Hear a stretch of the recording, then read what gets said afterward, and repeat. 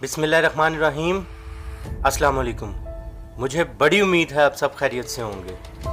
आज फिर एक सच्चे वाक़ये के साथ आपकी खिदमत में हाजिर हूँ, मगर उससे पहले कमज़ोर दिल वालों के लिए मेरी माजरत, वो इस वीडियो को स्किप कर दें।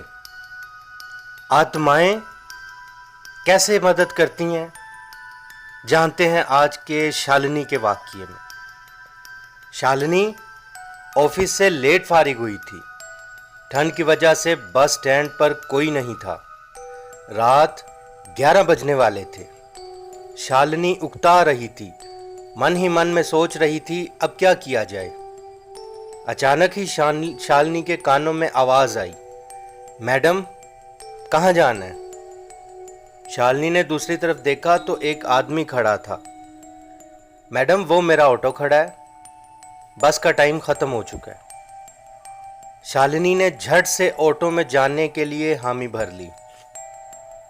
ऑटो वाला शालिनी के बताए हुए एड्रेस की तरफ जा रहा था, मगर कुछ दूरी पर जाकर ही शालिनी को एहसास हो गया कि ऑटो वाला ऑटो में लगे आईने से बार बार शालिनी की तरफ देख रहा है। शालिनी आज करण की वजह से पहले ही बहुत परेशान थी। अभी कुछ ही दिन पहले तो इनका ब्रेकअप हुआ था। उसने कहा, भैया आगे देखकर ऑटो चलाओ।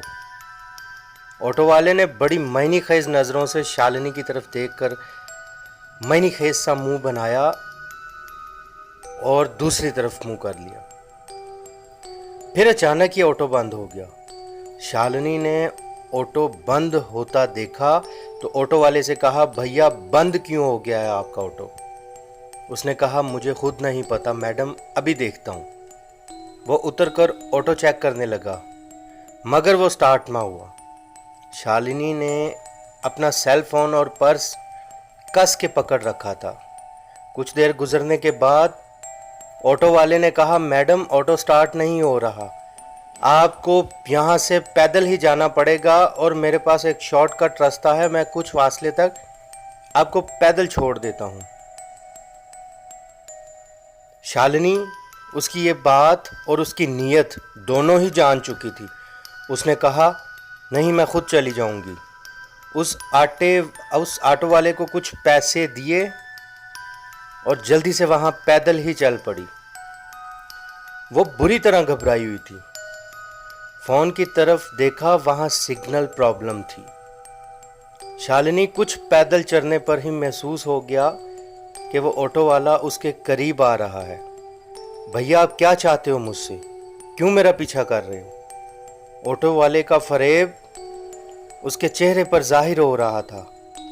वो शालिनी को पकड़ने ही वाला था कि जाने कहां से एक पंडित आ गया और शालिनी से पूछा, क्या बात है, यहां अकेली क्या कर रही हो? पंडित को देखकर ऑटो वाला फौरन झट से वापस हो गया। शालिनी की जान में जान आई। उसने पंडित को सारी बात सुनाई। पंडित ने कहा, चलो मैं तुम्हें घर तक छोड़ देता हूँ। शालिनी अब कुछ बेहतर महसूस कर रही थी। वो मेन रोड पर आए। उन्हें वहाँ एक ऑटो नज़र आया। शालिनी चूँकि पहले ही डरी हुई थी, मगर पंडित की मौजूदगी में उसका डर अब ख़त्म होता जा रहा था। उसने एक ऑटो रोका, मगर शालिनी की इस तरह परेशानी देखकर उस पंडित ने कहा कि चलो तुम्हें मैं छोड़ आता हूँ। शालिनी ने वो ऑटो दोबारा बुक किया।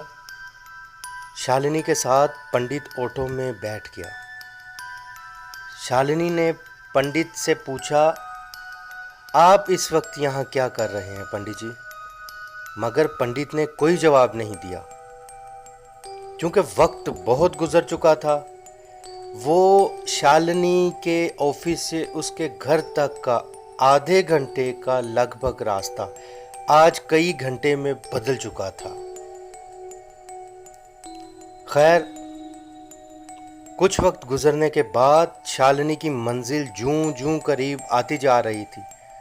शालिनी बिल्कुल इत्मीनान महसूस कर रही थी और उसने दोबारा पूछा कि पंडित जी आप यहाँ पे इस वक्त क्या कर रहे थे? मगर पंडित जी ने कोई जवाब ना दिया। शालिनी का घर आ चुका था। उसने शुक्रिया पंडित जी कहा, पंडित जी की तरफ देखकर, मगर हैरत ज़दा तौर पर उस वक्त ऑटो में कोई भी नहीं था। शालिनी जैसे सख्ते में आ चुकी थी क्योंकि पंडित गायब हो चुका था। उसको सख्ते में ऐसा बैठा देखकर ऑटो वाले ने दोबारा से कहा, मैडम आपका एड्रेस आ चुका है। शालिनी चुपचाप नीचे उतरी, पर्स से उसको पैसे दिए और बिना छुट्टे वापस लिए घर के अंदर चली गई। वो किसी गहरी सोच में बैठी हुई थी। माथे पर हाथ रखे बहुत परेशानी के आलम में बैठी थी कि अचानक शालिनी के फ़ोन पे बेल हुई।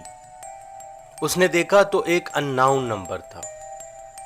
उसने फ़ोन यस करके अभी कान के साथ लगाया ही था कि दूसरी तरफ से एक बहुत भारी कम आवाज़ शालिनी के कानों से टकराई। शालिनी, मैं वो ही पंडित हूँ जो तुम्हें छोड़ कर गया था, और असल में मैं एक आत्मा हूँ। मैं वहाँ अपने ध्यान में था कि मुझे तुम नज़र आई, और जब मैंने तुम्हें परेशान देखा तो मैं तुम्हारी मदद करने आ गया। ये कहकर फ़ोन खुद ब खुद ही बंद हो गया। शालिनी सारा वाक़या अब समझ चुकी थी। वो जान चुकी थी कि उसकी मदद कैसे की गई।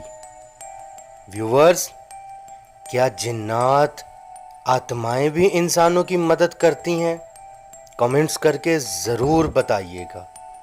मिलते हैं ऐसे ही सच्चे वाक़ये के साथ अगली वीडियो में। अपना बहुत सारा ख्याल रखिएगा। लाइक, सब्सक्राइब और शेयर करना मत भूलिएगा। तब तक के लिए मुझे इजाज़त दीजिए। अल्लाह हाफिज़।